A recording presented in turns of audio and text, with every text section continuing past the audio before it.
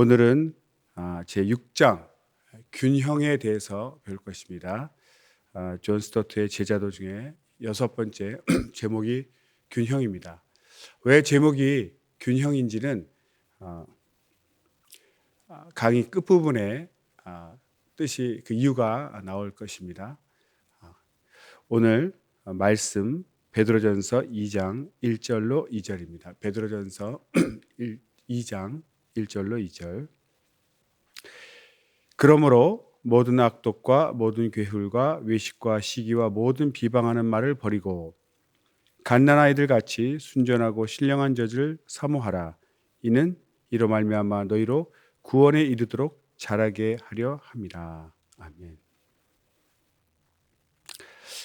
원래 본문 말씀을 2장 1절로 17절까지 정했는데 너무 길어서 강의하면서 조금씩 인용하도록 하겠습니다. 오늘 베드로전서 2장 1절에서 17절까지의 그 내용을 통해서 예수님의 제자가 갖춰야 될 또 덕목, 그 균형 중에 그 속 내용을 6가지로 소주제를 잡았습니다. 6가지 소주제를 잡았습니다. 그 소주제 제가 한번 불러드리겠습니다. 첫 번째는 성장해야 하는 갓난아기, 두 번째는 교제를 나눠야 하는 산돌, 세 번째는 예배 드려야 하는 거룩한 제사장, 4번은 증거해야 하는 하나님의 소유된 백성, 5번 거룩해야 하는 나그네와 행인, 6번째 시민이 되어야 하는 하나님의 종. 그래서 제목으로 얘기하면 갓난아이, 산돌, 거룩한 제사장, 하나님의 소유된 백성, 나그네와 행인, 하나님의 종. 이 6가지 소제목이 있습니다. 이 소제목을 통해서 우리가 어떤 모습을 갖춰야 되는지 이 베드로 사도를 통해서 같이 나눠보고자 합니다. 첫 번째 갓난아이라고 되어 있습니다. 갓난아이. 쉽게 얘기하면 갓난아이는 성장해야 될 의무, 책임이 있다는 것이죠. 갓난아이라고 표현하는 것은 성장해야 된다, 이런 뜻입니다. 2장 읽었죠. 2장 2절에 보면 갓난아이들 같이 순전하고 신령한 젖을 사모하라. 이는 이로 말미암아 너희로 구원에 이르도록 자라게 하려 함이라. 새로 우리가 예수님의 생명으로 거듭났습니다. 이제 태어났기 때문에 자라나야 한다는 거죠. 태어난 것으로 끝나는 것이 아니라 이제 자라나야 되는데, 이 자라나는 것은 하나님의 말씀이죠. 하나님의 말씀으로 자라나는 것입니다. 이 거듭났다고 우리가 표현할 때 무엇이 거듭난 것인가? 어떤 분은 침례받을 때 침례받는 것이 거듭난 것이다라고 얘기하는 것이 있는데, 그럴 수도 있죠. 침례받는 순간에 거듭나는 사람도 있습니다. 그러나 침례의 원래 의미는 우리가 먼저 거듭난 후에 이것을 밖으로, 외적으로 내가 거듭난 것을 표현하는, 밖으로 표현하는 하나의 예식이죠. 침례는. 그래서 진정한 거듭남은 어떤 예식을 통해서 거듭나는 것이 아니라 이 내면에, 내 심령, 내 영혼에 하나님을 만남으로 인한 근본적인 변화가 일어날 때, 그것이 거듭남이죠. 침례받는 순간에 그런 내면적인 변화가 일어난다면 침례받을 때 거듭날 수도 있습니다. 그러나 침례가 거듭나는 것이 아니고, 침례는 거듭난 사람이 표현하는, 내가 거듭났다는, 하나님의 자녀로 거듭난 그 표현 예식이 바로 침례이고, 거듭남이란 사람의 인격에 성령이 가져다 주시는 깊은 내면의 근본적인 변화, 성령으로 말미암아 본인이 회개하고 죄인임을 깨닫고 정말 예수님을 자기의 구세주로 영접하는, 모시는 그런 내면의 깊은 변화가 있는 것이 거듭남이죠. 그래서 다시 태어났다 이겁니다. 거듭남. 그래서 거듭났기 때문에 갓난아이는 자라야 되는데 신령한 젖을 먹고 자라는데, 신령한 젖이란 바로 하나님의 말씀을 뜻합니다. 그래서 매일 주님과 친밀한 사귐을 갖는 그 시간을 확보하고 굳건하게 견고하게 지켜야 된다. 이 말은 이제 우리가 어린아이가 매일 끼니를 먹고 성장하듯이 우리가 과거에는 모든 악독과 괴휼과 외식과 시기와 모든 비방하는 말을 버리라고 되어 있는데, 이런 모습들이 거듭나기 전에 나의 옛 모습인 거죠. 그래서 이제 거듭나면 그런 옛 모습들은 다 버리고 하나님 말씀을 날마다 듣고 읽고 그렇게 살려고 이제 변화되는 과정. 하나님 말씀을 순종해서 그 말씀대로 자신을 변화시키는 그런 과정을 성장하는 과정이다, 이렇게 얘기합니다. 그래서 영적인 성장, 영적인 성숙은 세상의 나이, 육체의 나이나 세상의 어떤 권세, 지위, 고하와 전혀 상관이 없습니다. 세상에서 아무리 화려한 경력이 있을지라도 그가 여전히 시기와 질투와 분쟁이 있다면 영적으로는 갓난아이다는 거죠. 그렇지만 육체적으로 연소하고 아직 갖추지 않았을지라도 정말 예수님의 말씀을 일찌감치 배우고 그렇게 살고 있다면 이는 하나님 앞에서 영적으로는 더 어른, 성숙한 자라는 거죠. 그래서 우리는 거듭났을 때 세상에서 자기가 가졌던 모든 것들을 다 내려놓고 오직 하나님의 말씀, 그 말씀을 지켜 행하려고 그 신령한 젖을 먹고 성장해야 됩니다. 그래서 어쩌다 한번 우리가 끼니를 먹지 않듯이 우리가 끊임없이 매일매일 하나님 말씀을 듣고 순종해야 됩니다. 그래서 우리가 갓난아이로 태어났다는 것은 성장해야 될 책임이 있다, 의무가 있다, 이런 뜻이 되겠습니다. 두 번째로 베드로 사도가 비유한 것이 바로 산돌, 리빙 워터죠. 리빙 스톤이죠. 산돌, 살아있는 돌이라는 뜻입니다. 왜 이렇게 비유했냐면 4절 5절에 있습니다. 사람에게는 버림바가 되었으나 하나님께는 택하심을 입은 보배로운 산돌이신 예수에게 나와 너희도 산돌같이 신령한 집으로 세워지고, 이렇게 말씀이 있습니다. 그러니까 이 예수님이 반석 대신 산돌이죠.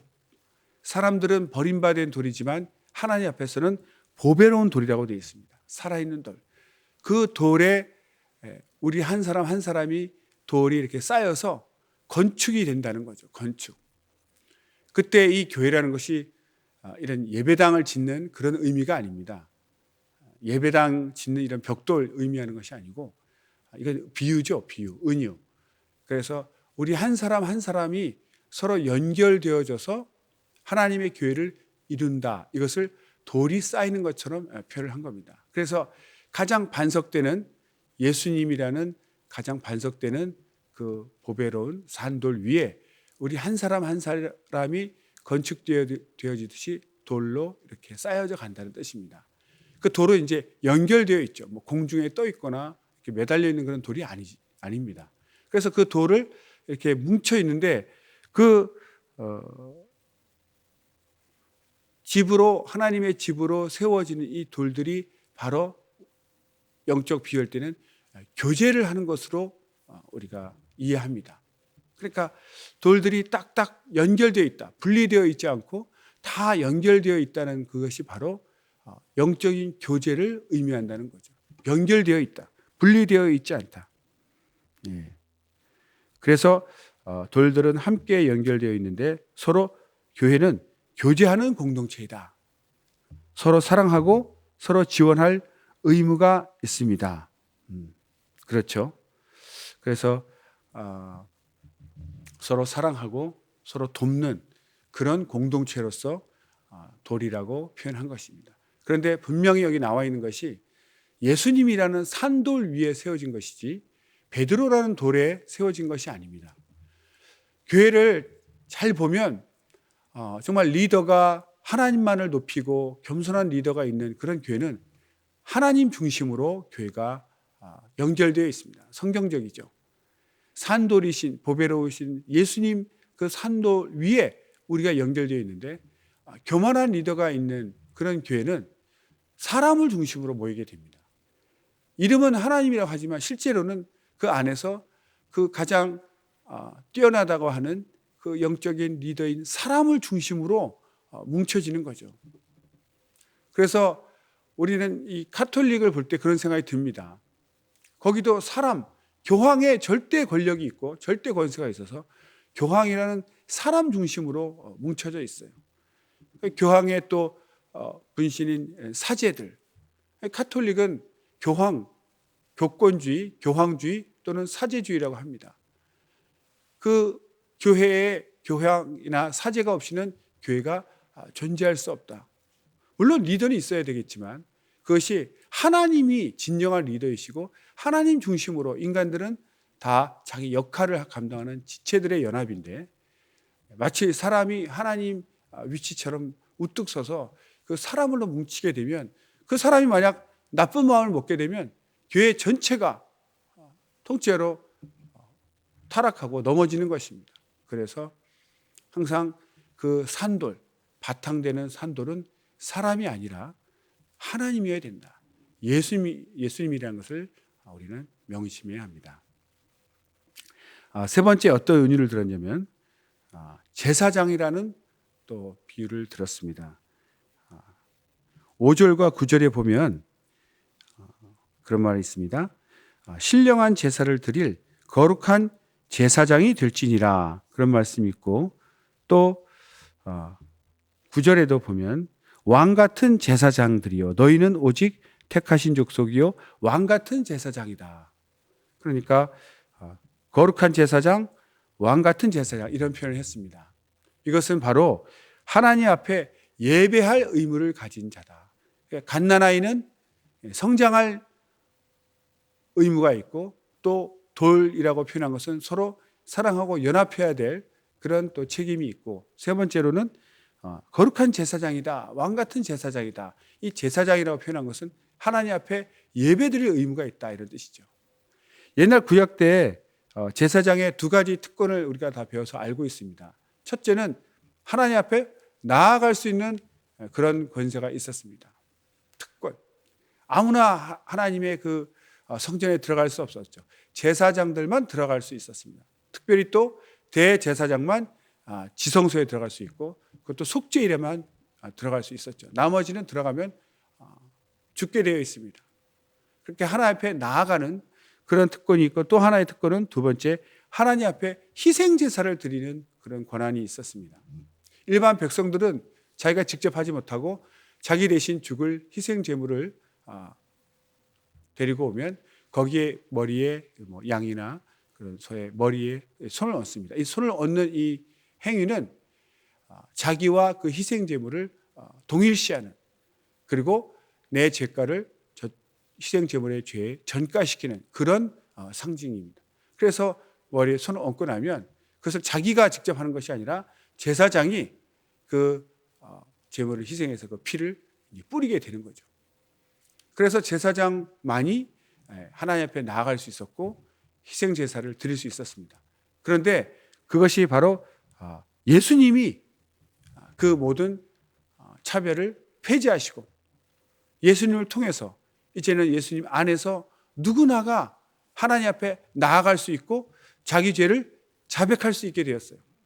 나 스스로가 하나님 앞에 담대히 나아가서 내 죄를 고하고 죄사함 받을 수 있는 그런 특권을 우리도 모든 사람이 가지게 되었다는 거죠. 이것을 종교 개혁 이후에 회복시킨 만인 제사장직. 그것이 원래 모든 인간들에게 예수님 공로로 초대교회 때 있었는데 가톨릭이 되면서 아까 사제주의라고 했죠. 사제가 풀어주지 않으면 안 되는 고백성사도 이제 사제 앞에 신부 앞에 가서 자기 죄를 고백해야 되고 직접 하지 못하는 그런 구약시대처럼 잘못 돌아간 것입니다. 그것을 다시 종교개혁 이후로 다시 되찾아온 거죠. 우리 모두가 초대교회처럼 예수님의 공로로 예수님 안에서 내가 직접 하나님 앞에 나아가고 내 죄를 사함받을 수 있는, 죄를 자백해서 사함받는 내가 제사장이 되었다. 그래서 이것을 만인 제사장직이라고 합니다. 한편 개신교 쪽에서는 목사라고 부르죠. 패스터라고 부르고, 또 개신교 밖에서는 사제, 프리스트라고 부릅니다. 이 제도는 우리가 사제라고 해서 구약 시대의 그런 제사장 그것을 의미하는 것이 아닙니다.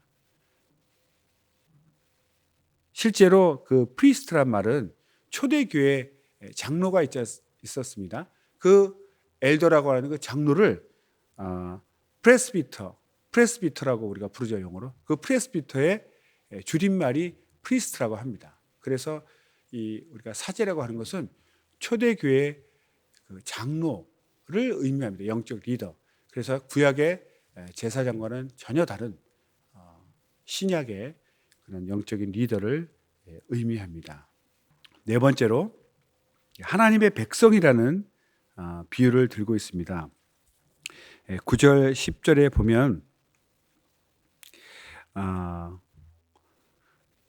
오직 너희는 택하신 족속이여 왕같은 제사장들이요 거룩한 나라요 그 후에 그의 소유된 백성이니 이렇게 표현하고 있죠. 그리고 10절에도 너희가 전에는 백성이 아니더니 이제는 하나님의 백성이요 이렇게 표현하고 있습니다. 여기서 하나님의 백성이라고 표현한 이유는 무엇이냐면 베드로가 어떤 독창적으로 만들어낸 얘기가 아니고 실제로는 이것이 출애굽기 19장 5절 6절의 말씀을 재적용한 거죠. 인용한 것입니다. 19절 5절 6절 말씀이 무엇이냐면 세계가 다 내게 속하였느니 너희가 내 말을 잘 듣고 내 언약을 지키면 너희는 열국 중에서 내 소유가 되겠고 너희가 내게 대하여 제사장 나라가 되며 거룩한 백성이 되리라. 이는 너는 이 말을 이스라엘 자손에게 고할지니라. 이렇게 그 백성으로 하나님께서 우리를 택하신 이유가 무엇일까? 여기서 백성이라는 것은 소유, 하나님의 것이다. 그런 뜻입니다. 하나님의 소유된 백성. 하나님의 것이라는 것이죠. 왜 하나님의 것으로 삼았냐면 이것은 본문에 나와 있죠. 이는 너희를 어두운 데서 불러내어 그의 기이한 빛에 들어가게 하신 자의 아름다운 덕을 선전하게 하려 하심이라. 우리를 어둠 가운데 불러내서 하나님의 아름다운 하나님의 나라로 빛의 나라로 들어가게 하신 하나님의 아름다운 덕을 알리기 위함이다 이거죠. 그러니까 하나님께서 우리에게 주신 복을 이스라엘 민족만 우리만 이렇게 편애해서 우리에게만 주셨다는 뜻이 아니라 우리로 그것을 증거하고 나누기 위해서 우리를 하나님의 소유로 삼으셨다는 것입니다. 그래서 하나님의 소유된 백성 얘기할 때는 우리 그 백성의 의무는 하나님의 아름다운 덕을 선포하는, 알리는 그런 일을 해야 된다는 뜻입니다. 하나님의 축복을 우리만 갖고 있을 수 없습니다. 세상에 널리 알려서 구원의 복음을 전해야 되는 거죠. 그래서 우리는 하나님의 증인이 된다. 하나님의 소유된 백성이라는 것은 하나님의 일, 곧 하나님의 증인이 되는 것을 의미합니다. 다섯 번째로 나그네라는 표현이 있습니다. 11절을 보면 베드로전서 2장 11절을 보면 사랑하는 자들아 나그네와 행인 같은 너희를 권하노니 영혼을 거스려 싸우는 육체의 정욕을 제어하라 이렇게 나와 있습니다. 여기서 나그네와 행인 같은 이렇게 표현이 되어 있는데요.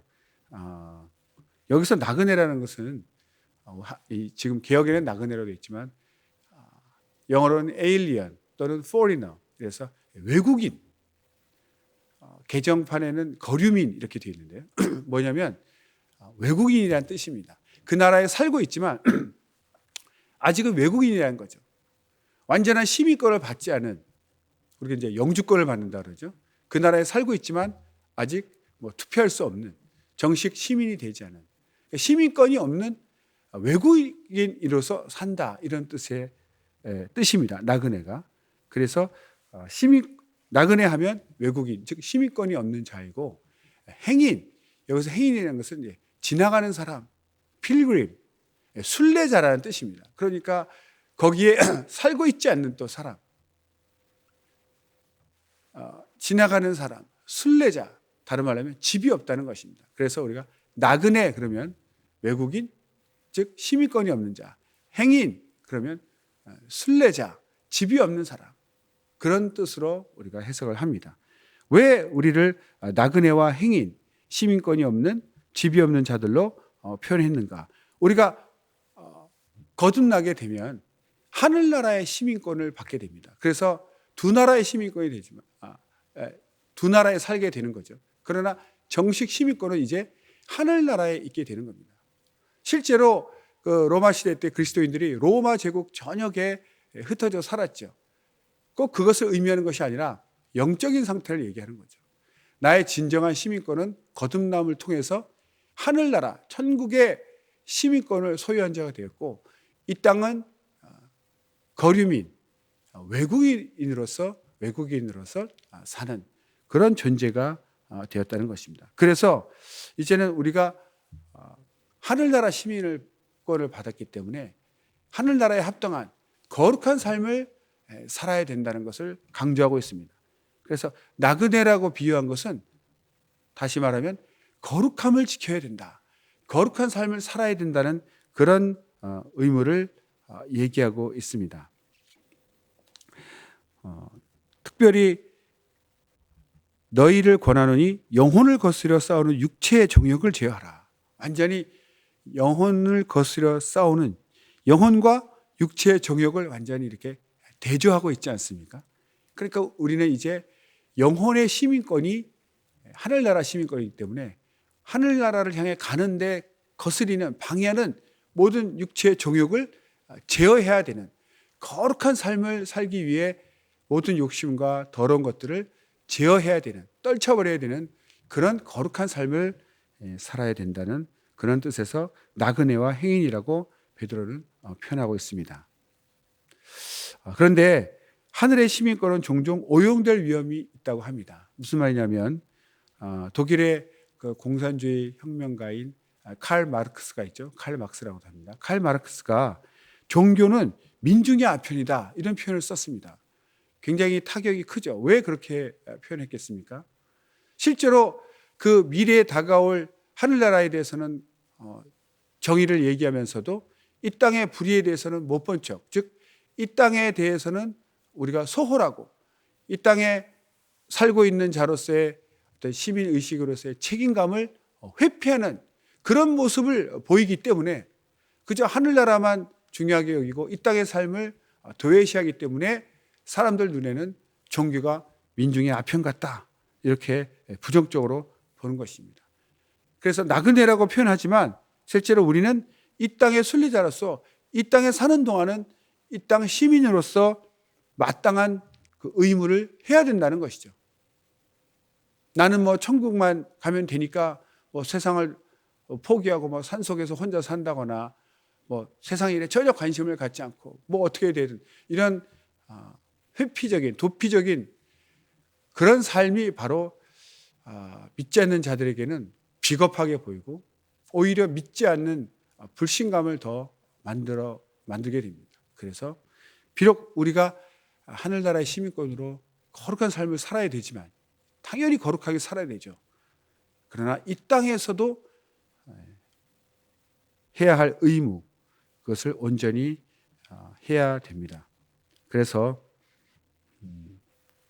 우리는 거룩한 삶을 살기 위해서 우리가 이제 하늘나라 시민권을 받은 사람의 가장 큰 변화 특징이 뭐냐면 이 땅에 대한 욕심이 없어지죠. 다시 말해서 돈, 또 어떤 소유하고자 하는 이 땅의 것을 소유하고자 하는 것들에 대해서 태도가 바뀝니다. 우리가 여기에 사는 사람과 여행하는 순례하는 사람의 차이가 무엇입니까? 자기 것이 투자하지 않지 않습니까? 지나가기 때문에 여기가 사는 곳이 아니기 때문에 무엇을 사거나 여기 투자하지 않습니다. 그냥 수표나 카드를 갖고 다니겠죠. 비용만 딱 갖고 다니겠죠. 그런 것처럼 우리는 이 땅을 바라보는 관점도 돈이나 이 땅에 대한 소유욕이 없어지는 겁니다. 오히려 모든 소유는 천국에 있기 때문에 천국을 바라보면서 사는 것이죠. 아직도 이 땅에 대한 열망이 가득하다면 자신의 구원을 한번 의심해 보고 다시 한번 점검을 해봐야 됩니다. 그리고 어려운 비극이나 고통이 있어도 그것이 절망이 아니고 영원한 천국에 가는 자로서 능히 감당할 수 있는 거죠. 그것이 이 땅의 것이 영원한 것이 아니기 때문에. 그래서 우리가 장례를 치를 때도 당장 만날 수 없는 슬픔은 크지만 영원한 이별이 아니기 때문에 영결식이라는 그런 단어를 쓰지 않습니다. 오히려 환송식, 천국 환송식이라는 말을 씁니다. 먼저 이제 보내는 거죠. 그래서 모든 어떤 시각과 태도가 바뀝니다. 우리는 하늘에 계신 하나님 아버지 거룩한 존전에 설 준비를 하며 거룩한 삶을 살아야 됩니다. 거룩한 삶을 살면서 이 땅 시민으로서의 책임도 다해야 된다. 마지막으로 6번째, 종이라는 표현을 썼습니다. 종이라는 표현은 16절에 나오는데 너희가 자유하나 그 자유로 악을 가리우는데 쓰지 말고 오직 하나님의 종과 같이 하라. 하나님의 종과 같이 하라.